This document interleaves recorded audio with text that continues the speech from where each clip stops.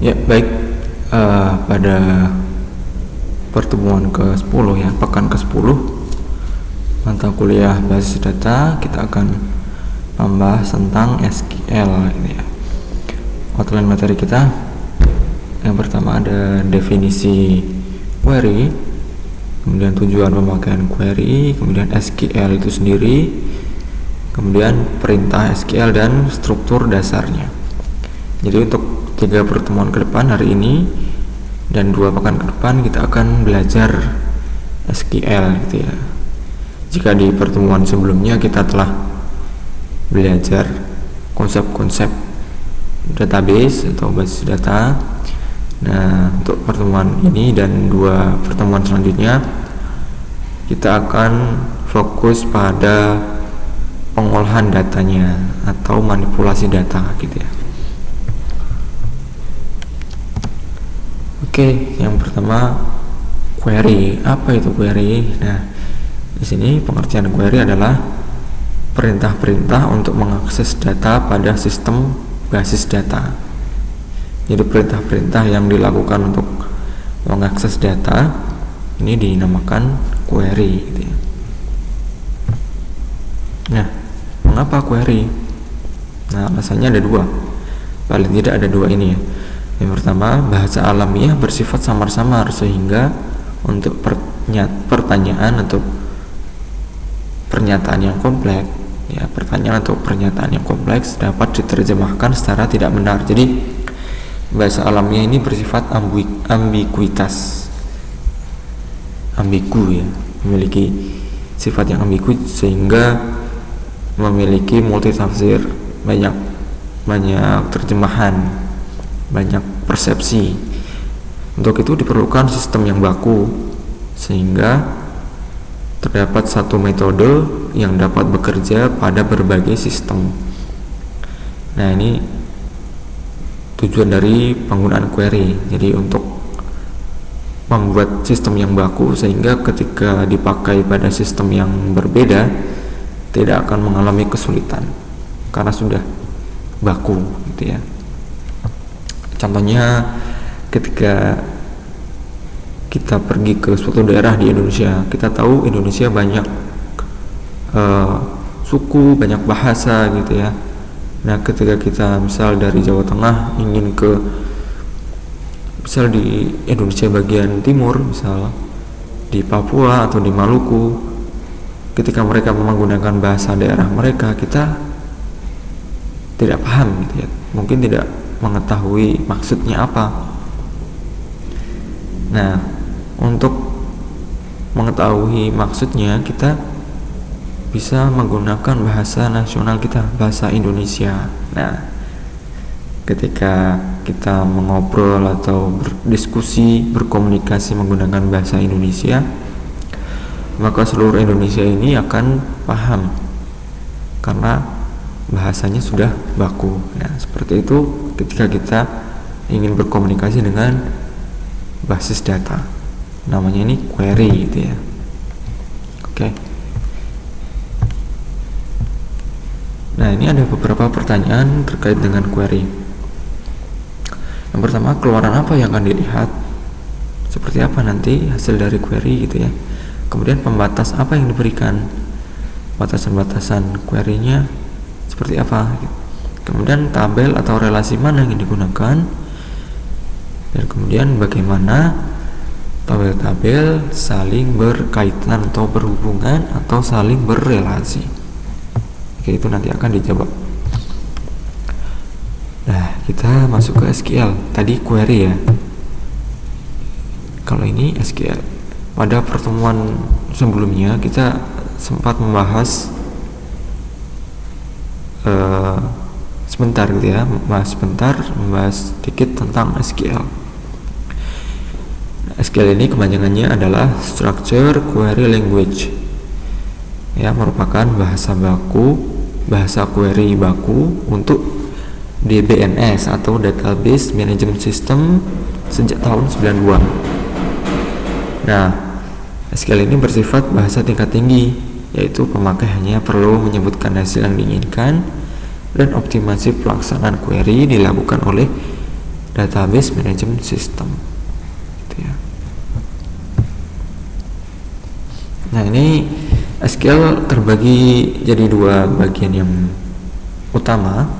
Yang pertama adalah DDL atau Data Definition Language, kemudian yang kedua adalah DML atau Data Manipulation Language. Yang pertama ini definisi ya, mendefinisikan.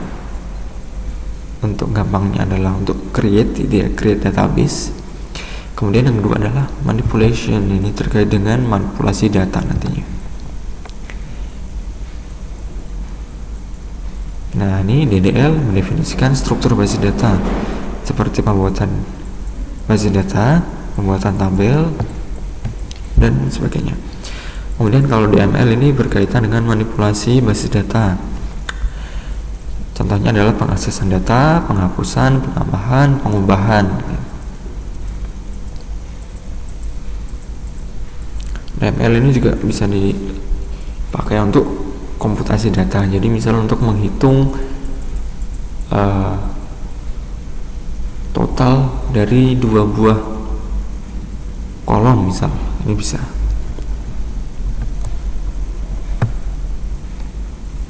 Jadi intinya DML ini untuk memanipulasi data yang ada di basis data gitu ya. Nah, di sini ada DDL tadi adalah untuk membuat ya, meng-create database, create tabel dan sebagainya. Nah, ini ada perintah SQL-nya create. Nah, di sini create ini untuk membentuk basis data gitu ya, tabel atau index.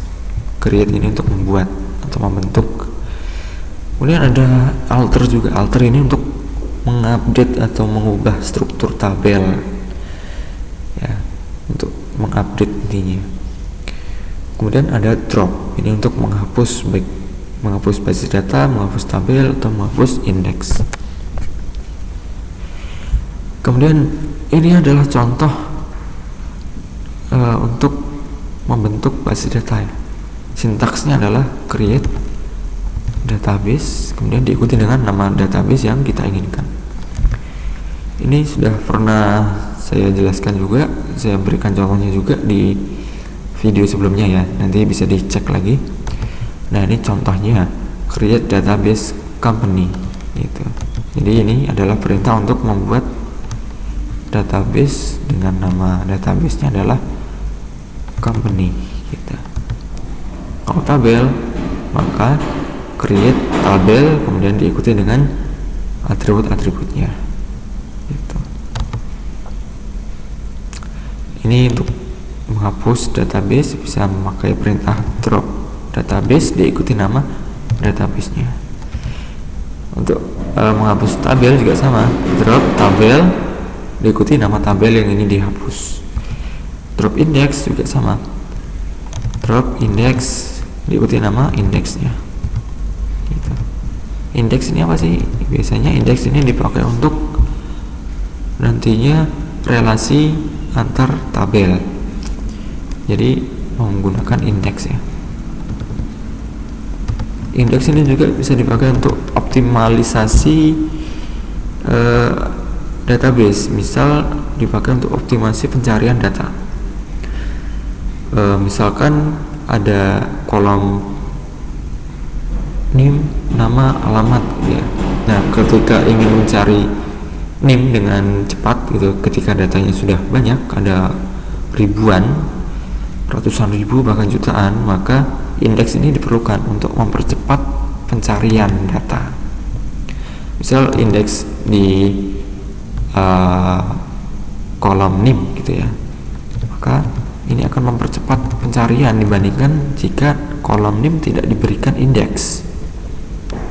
Itu bedanya, akan memakan waktu lebih lama ketika tidak memakai indeks.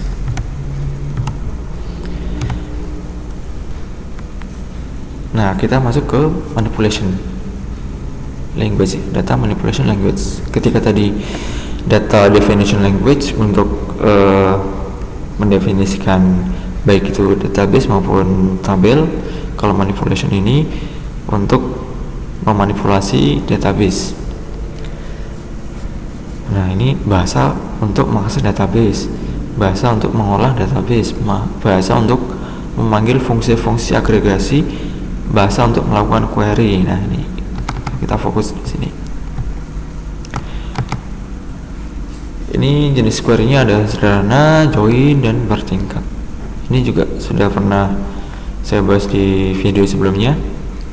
Silakan teman-teman bisa mengecek lagi. Nah, ini bentuk dasarnya, struktur dasarnya. Select ini kolom 1, kolom 2 sampai kolom ke n. From 1 ini adalah relasi, bisa juga tabel gitu ya. R1, R2 sampai R ke M. Where ini adalah kondisi. Where P ini predikatnya. Where P gitu ya.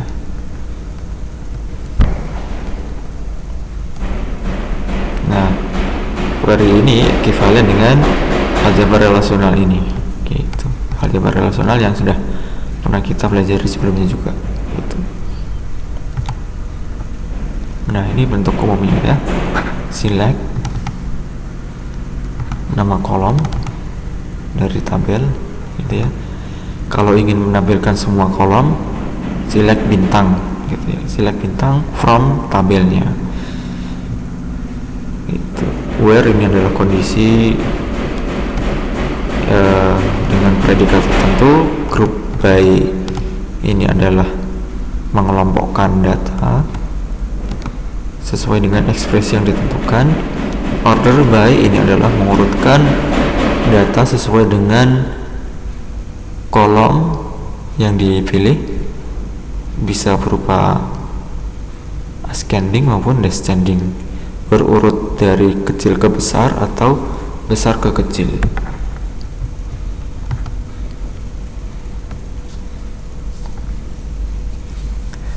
Nah, clause select ini berhubungan dengan projection operation di aljabar relasional.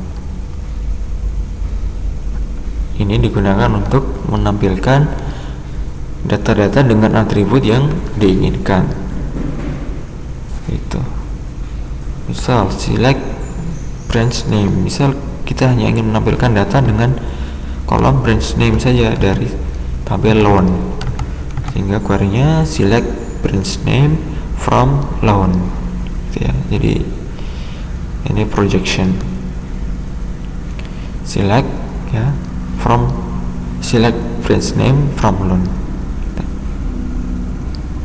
Ini projection, kemudian ini adalah branch name-nya atau nama kolom yang ingin ditampilkan, kemudian loan ini adalah dari tabel loan ya.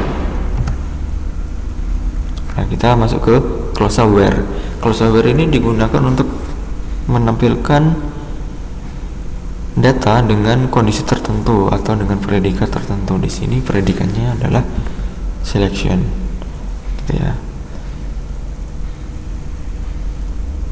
Predikat melibatkan atribut dari relasi yang muncul di dalam clause from. Nah, ini contoh. Misal kita ingin menampilkan data dengan kolom loan number dari tabel loan dengan kondisi. Nah, ini predikatnya. Branch name-nya adalah very rich dan amount-nya lebih dari 1.200. Ini adalah predikat ya, predikatnya atau syarat atau selection-nya. Ini projection, ini selection-nya.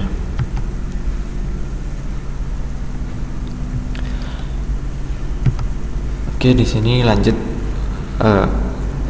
Boolean algebra, aljabar Boolean. Nah, kita di semester sebelumnya sudah mempelajari tentang aljabar Boolean pastinya ya. ini kondisi-kondisi ada dari AND dan OR. Ini untuk tabel kebenaran ya, tabel kebenaran. Nah, jika nilai A bernilai true dan B bernilai true, maka A and B akan bernilai true, sedangkan A or B akan bernilai true. Dan ketika A bernilai true dan B bernilai false, maka A and B bernilai false dan A or B bernilai true. Jadi ketika menggunakan aljabar boolean AND, kedua nilai harus bernilai true jika ingin menampilkan true, gitu ya. Jadi ketika A dan B true, maka aljabar AND-nya adalah true. Selain itu akan false semua, gitu. Nah, ketika ingin mencari aljabar boolean dari OR, maka jika salah satunya true, maka nilai OR-nya akan true juga. Jika keduanya false, maka akan menampilkan nilai false. Itu contohnya di sini ada nilai A 3, B-nya -1, C-nya sama dengan 2. Nah, ketika A ini ada kondisi atau pernyataan ya, A lebih dari 4 and B kurang dari 0. Kita cek apakah ini false atau true ya. A lebih dari 4, kita cek A lebih dari 4 berarti kan false, karena di sini A-nya adalah 3 dan A tidak lebih dari 4. A tidak lebih dari 4 gitu ya. Ini adalah salah karena harusnya A kurang dari 4. Nah, ini false. Kemudian dikasih aljabar boolean AND di sini dengan B kurang dari 0. Apakah B kurang dari 0? Betul ya, kurang dari 0 karena di sini adalah -1 B-nya. Nah, ketika false and true, maka nilai adalah false. Nah, maka di sini adalah false. Beda dengan OR. Kalau OR akan true nilainya kan, false dan true maka nilainya true. Kalau not, ini kebalikan ya, kebalikan dari nilainya. Misal not B kurang dari 0, apakah B kurang dari 0? Betul ya, ini nilainya true. Karena dikasih not maka akan menjadi false, gitu ya. Itu konsep dari aljabar boolean.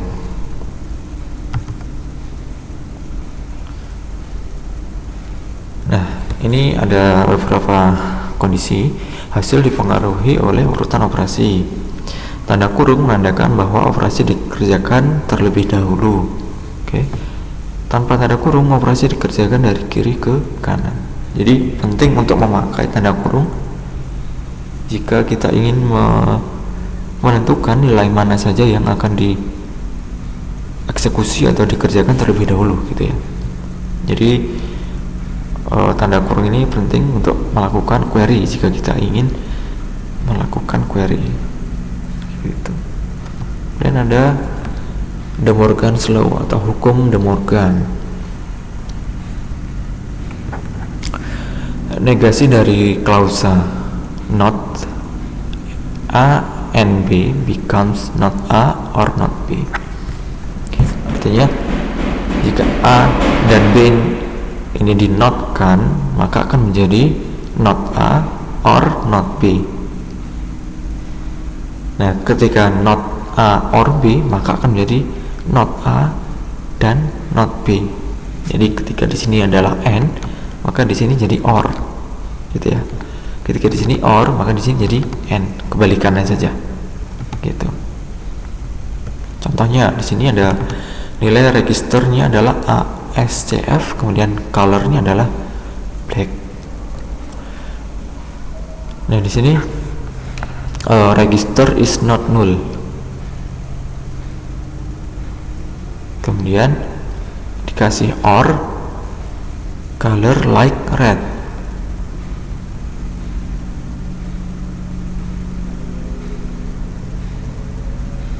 dinotkan ini adalah A, ini adalah B, gitu ya.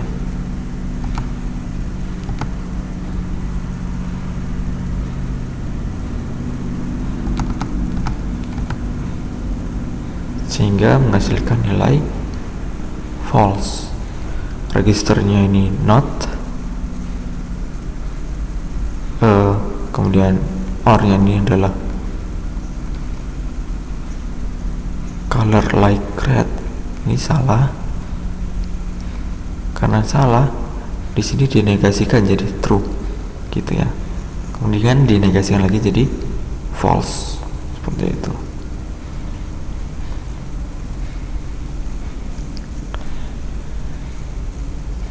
De Morgan laws atau hukum De Morgan. Oke, kita masuk ke operasi rename. Rename ini untuk mengganti nama, baik itu relasi, tabel, ataupun database, gitu ya. Bisa diubah menggunakan perintah rename.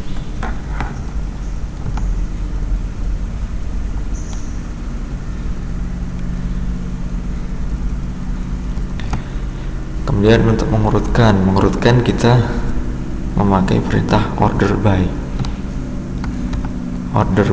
ya.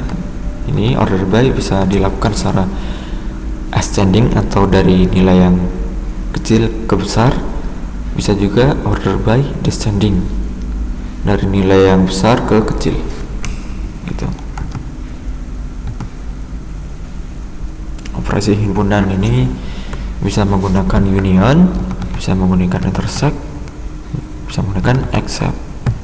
Ini juga pernah kita bahas sebelumnya di video sebelumnya ya, pada materi sebelumnya juga.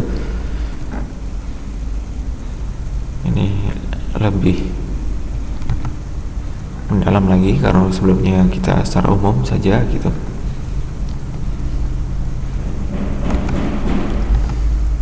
Kemudian fungsi agregat, ini fungsi-fungsi yang dioperasikan pada multiset dari nilai suatu kolom relasi, ya.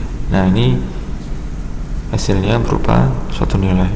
Contohnya fungsi agregat adalah average atau rata-rata, min adalah nilai minimum, max mencari nilai maksimum, sum ini untuk menjumlahkan nilai, count ini untuk mencari banyaknya nilai. Nah, bedanya sum dan count ini, kalau sum adalah menjumlahkan nilainya. Misal ada nilai 1, 2, 3, maka ketika di sum nilainya akan menjadi 6. Ketika di count akan 3, karena ada 3 data ya. 1, 2, 3, ada 3 data. Kalau sum adalah jumlah dari nilainya, 1 tambah 2 tambah 3, sehingga jadi 6, gitu. Nah, ini contohnya. Select average dari balance, ini adalah kolomnya balance. From account, ini adalah tabel. Where branch name sama dengan average, gitu. Jadi mencari nilai rata-rata dari balance. Kemudian ketika ingin menampilkan jumlah datanya, count, gitu ya. Count bintang ini adalah menunjukkan semua data yang ada di tabel customer ini ada berapa sih jumlahnya, gitu ya.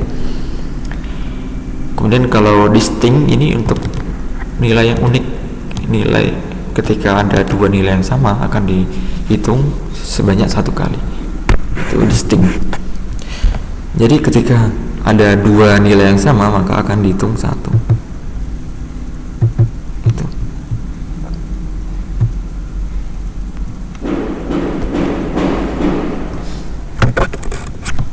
Kemudian ini ada juga dengan kondisi dan group by.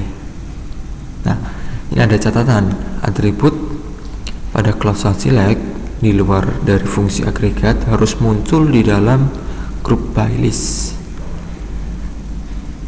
gitu ya. Jadi ketika selain dari fungsi agregat, di sini adalah branch name karena agregatnya adalah count dari customer name ya, maka branch name-nya ini harus dimasukkan ke dalam group by list ya. Jadi di sini muncul, di sini branch name, sini group by branch name juga harus muncul.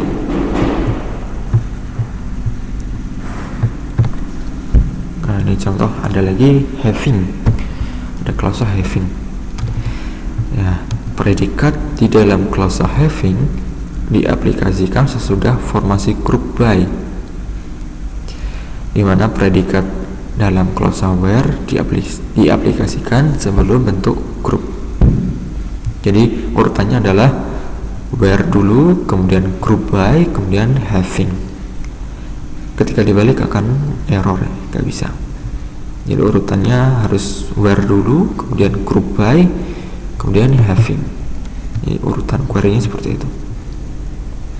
Nah, oke.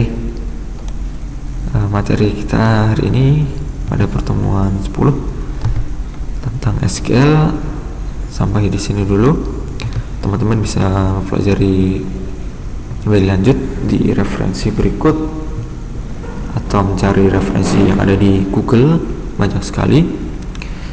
Terus belajar dan terus kembangkan pengetahuan teman-teman, dan tetap menjaga kesehatan di masa pandemi COVID-19 ini. Semoga pandemi ini cepat berakhir dan kita diberikan kesehatan, dihindarkan dari virus ini gitu ya. Terima kasih atas waktunya. Assalamualaikum warahmatullahi wabarakatuh.